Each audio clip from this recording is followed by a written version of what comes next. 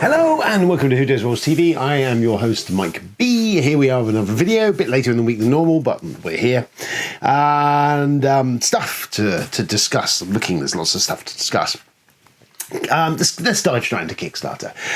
So a couple of things going on Kickstarter at the moment. There's a Kemet Blood and Sand. Now, Kemet came out in 2012. It's a dudes on a map game. Really tight sort of battle thing. Even though it's quite a large map, it's designed in such a way that you're never more than literally a step or two away from your significant other violent parties. So there's always like a fight brewing or about to happen.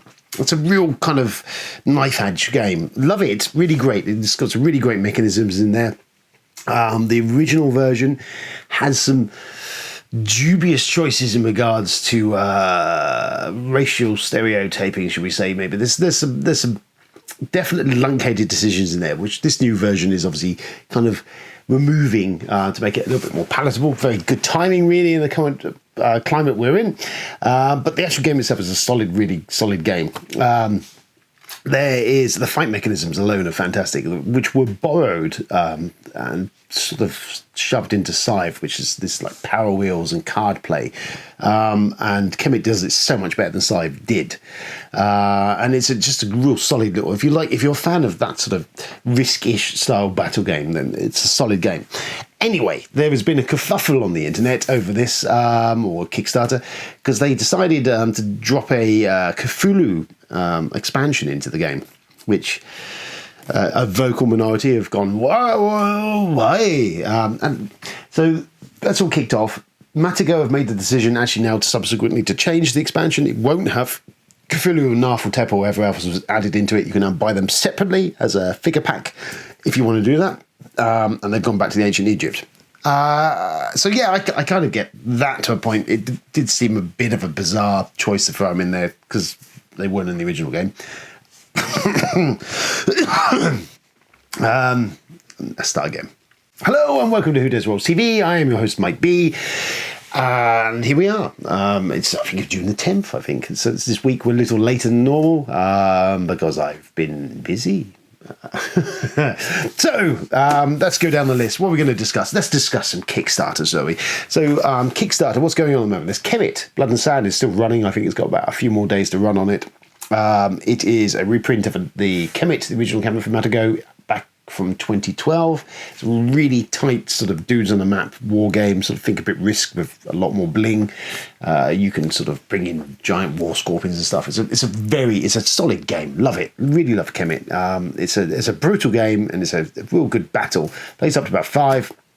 Has some wonderful mechanisms in there. There's a brilliant fight mechanism where you have this power wheel you're controlling and some card play. Everyone has the same set of cards that you use in fights. So you kind of have some information of what people are doing. And as they play their battle cards out, you know what they've not used or what they have used. It's really great sort of fog of war type mechanism in there for this game. That was subsequently kind of borrowed for Scythe and not nearly as great, not nearly as well implemented as Kemet did it. But that's by the by. Anyway, there was a kerfuffle earlier on when they decided to introduce Cthulhu into Kemet. There was a Cthulhu expansion pack that added some the Eldritch Gods into there. Subsequently, there was a vocal minority that took offence to this, and it's been wheeled back. They're not doing it now. They're changing the characters in there, and they will be releasing the Cthulhu figures as a separate thing you can buy as an add-on in limited supply. So potentially there might be worth in buying it if you want to get it, because it might be something in short supply later on and everyone will want it. Was it a good choice? I don't know. I mean, I personally I'm not backing this. I've looked at it. I've ummed and ahed. I own the original. There is an upgrade pack that doesn't really seem to upgrade much. It's relatively inexpensive, but I'm like, do I need that? I don't know. So yeah, I've been on the fence anyway. Well, in fact, I've not even been on the fence. I've been staring over the fence going, what is this kerfuffle over there? But yes, Kemet is out. It is one I suggest if you that style of game is your thing. It's a very good game, and well worth your time if you fancy that. Have a look at it. Anyway, the Cthulhu thing just seemed a bit of a luncated decision on Matago's part to put it in there in the first place. It didn't really thematically fit, but hey, what the hell? But was this a case of a vocal minority once again causing a change? They've listened, they've changed it, they've taken it out. I don't know. But there you go. There's that anyway. Take a look at that if that's of interest. I will have to probably go back and have a look myself and see if maybe I want to get this upgrade pack. Right, because I don't know if that's going to be out in retail. What else have we got going on? So there's that commit in there. There is Terraforming Mars is coming in the next week or two. So more Terraforming Mars. There was a big box edition coming out, or big box version coming out with basically a set of 3D tiles for all the tiles that are in the base game and all the extra stuff.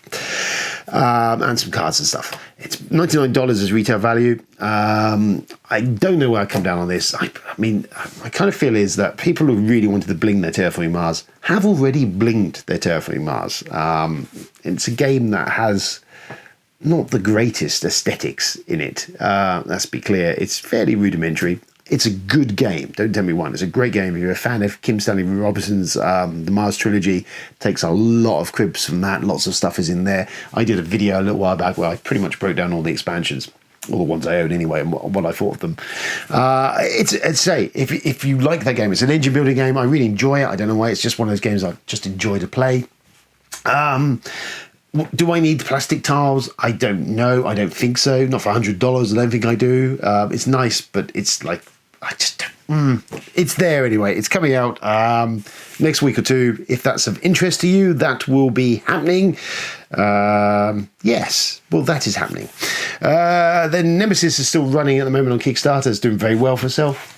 I think a couple of million, I think, last time I looked. So it's Nemesis Lockdown, so it's like a Nemesis 2.0. There's a huge amount of value in that project at the moment. There's some really good stuff. They've done stretch goals of adding on. There's no add-ons at the moment, as far as I'm aware. They've just, literally yesterday, I think it was, announced that there's Nemesis Distress, which is a PC game. So it's like a first-person shooter, it looks like, to a point, is now being developed by them in-house. Every backer of Lockdown will have access to that game. They will be sent a code or key for it from Steam. They will get it with no additional charge, which is kind of cool. It looks kind of nice. It looks like this. Give me set rep. Approaching the engine room service corridor. No hostiles. Permission to... Negative. There's a new objective. Head to the escape pod. Save yourself, son. I'm right outside of the engines. Follow the orders, soldier. Copy that. Heading to the escape pods. System override. So yeah, Nemesis Lockdown. So that's happening. It's great. If you're not playing Nemesis, which is a hard to get game, I will acknowledge. You can get the base game originally, the Nemesis in there, all the expansions from the original Kickstarter, as well as Lockdown. Lockdown looks kind of, as I say, like Nemesis 2.0. So I think, if anything, just go for that. Any of it's good. It's really good stuff. Yeah, I would strongly say take a look at that one. It's one I am backing because the other one was just rarer than rocking a horse shit to get when it came out, and I suspect we're going to be in no different situation when this gets released. Woken Realms do some wonderful stuff, but they don't seem to really offer a great deal of the stuff at retail. It's really tough to get hold of. So it kind of does, well, I'm not a fan of the FOMO thing. Stuff kind of ekes out eventually from them, but a lot of it is trickier proposition to hunt down. So I think if you're in any way interested, then you probably want to take the opportunity and grab it while it's there. And yes, that's that. That's all of that. So that's all that out of the way. So the Kickstarter. Goodbye, Kickstarter. We're done with you. Quick mention of the itch.io bundle. There's the bundle for racial justice and equality. It's a bundle. Charlie's just put out an article which I've just popped on the website literally earlier today, which breaks down some of the RPGs available in this bundle. It's a huge bundle. I think there's 1,500 plus games or more in there at the moment. There's game assets for video games. There's music, all sorts of stuff. There's RPGs, traditional RPGs. There's video games. There's lots of PC games. Loads of stuff. I mean, there is even a handful of this stuff is brilliant. The minimum buy-in value is $5. Perhaps you could fork a bit more. It's for a very good cause. But yeah, that is definitely worth it. It's got 5 more days to run, I think it is. And for the value alone that you get for whatever you're going to dosh into it, it's brilliant. And it's also going to a very good cause. Take a look at that. I'll put a link after the video at the bottom. in the text bit here. To have a look at that, it's very good. Strongly recommended. I've looked at it. I've not even had a chance to dig through half of it yet. I've got it, but I'm like, it's just like, well, there's enough there. It could probably keep you going for the rest of the year. But if not, get a look on our whodesrolls.com. You can have a look at the article Charlie posted, which has gone out, which breaks down some of the RPGs that were available in there. Also on the website, I republished today, came out in 2016, was an article Charlie wrote, which was Cards Against Humanity is shit, and here's some alternatives. So I've republished that because it seems kind of good timing to pop that out at the moment in time, where we are. And Cards Against Humanity does now feel very much probably something that should go away quietly and be done with. It's just, yeah, it's kind of the ugly stepbrother of the modern board gaming anyway. It is out there. A lot of muggles, as I say, will buy into it and use it and think it's kind of funny. But I mean, it feels like it's very much of its time. I think it's time it probably buy Cards Against Humanity. Off you go. No need for you anymore. But there's some alternatives we put in there. We are looking at doing a subsequent follow-up piece where we will, because 4 or 5 years ago we published that. There's a lot more games out now. So we'll look at republishing and putting out an amended second version of that article where we're going to pick some more modern games that are out there at the moment, some newer stuff that you could also play instead of playing that. Lovely. So that's that. Blah, blah, blah, blah, blah, blah. Fine. That's all of that.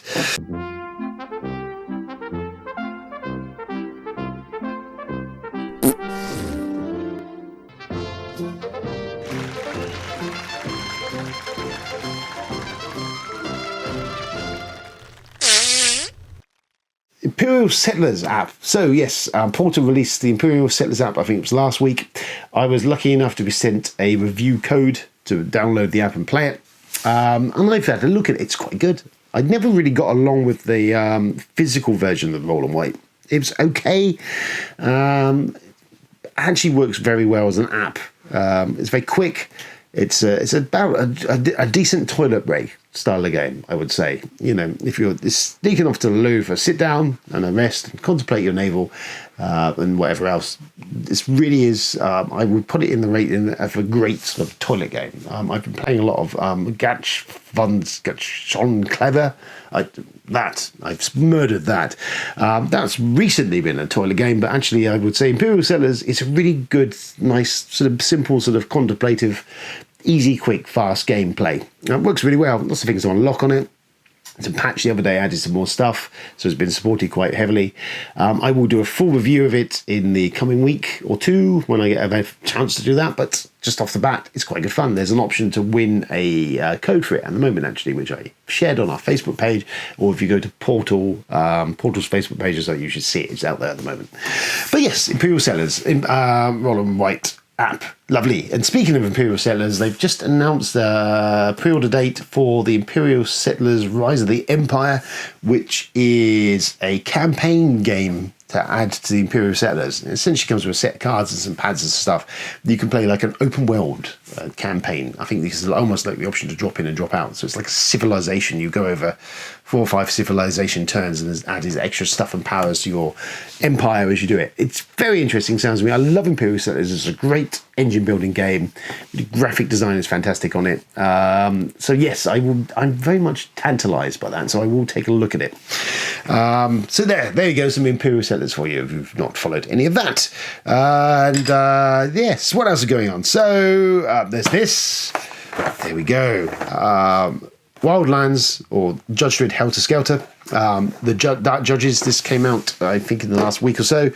It's one I picked up. I'm a huge fan of Judge Dredd, as we've covered numerous times on this channel, and comic books and nerdery generally. And this is a really good, great set. So essentially, he's got a team of the Dark Judges. If you don't know who they are, they're the baddest bad guys in the whole of bad and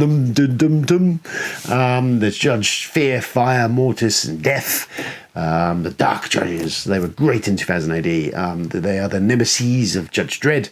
You can play with these guys. There's a team of 4 of them. So they play as an additional team in the Wildlands game if you want to just do them as that. But also this pack also includes the option for you to play a solo game of you against the Dark Judges.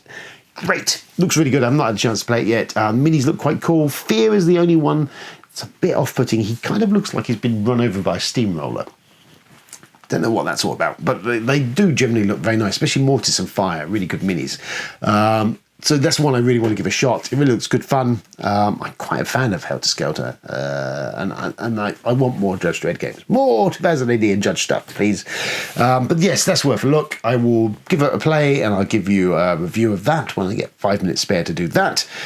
My latest thing, and totally unrelated to all that, here's a book I've started reading, I picked up the other day, is Waiting for the Punch from Mark Maron from the WTF podcast. If you've never listened to the WTF podcast, then you probably should. Maron's a American comic. He's hilarious.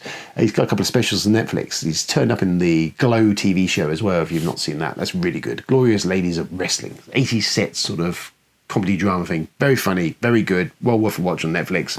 But this is essentially a collection of a lot of the podcast interviews he's given over the years, including there's President Obama, there's actors, actresses, comedians, all sorts of stuff. Loads of, just a smorgasbord of different personalities. And this kind of breaks them down to chapter headings of different parts of life generally, really. And it's just a nice, interesting sort of read. It's quite deep, quite emotional, outward pouring from these guys. You know, these are essentially people we see on the big screen you won't think any more of.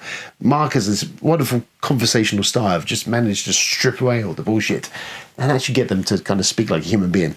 So there's a collection of kind of like done almost in articles of different facets of life. And it's like a very interesting, great read. If you've not listened to the podcast, I strongly suggest you hunt down WTF, download it, put it on, subscribe it, listen to it. You have to listen to it all. There's loads and loads of episodes, and even pick out the ones that got people of interest to you. But it's a great show. Mark's very amusing, and like a great interviewer. But yes, really great. That's my tip at the moment. If you want something to reading material, is that Waiting for the Punch from Mark Maron of the WTF podcast. Wonderful. That's what I'm reading at the moment. That's it. I'm done. They subdued today.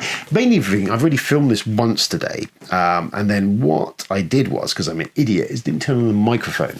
So I've now had to go back and refilm with the microphone turned on. If the microphone's not on this time, that's it. I'm done. This will never come out. We will never speak of it again. And I will be found in a ditch somewhere, rocking. So, yes, thank you very much. This has been Who Dares Rolls TV. I have been your host, Mike B.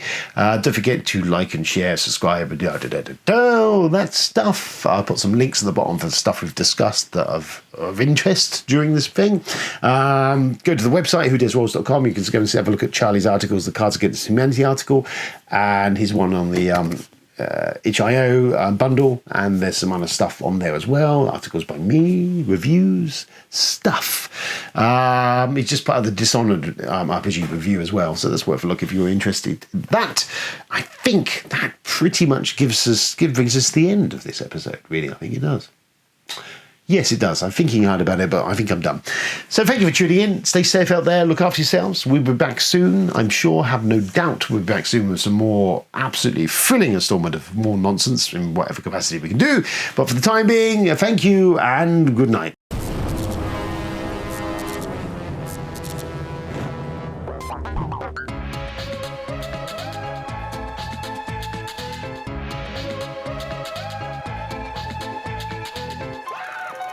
Bye.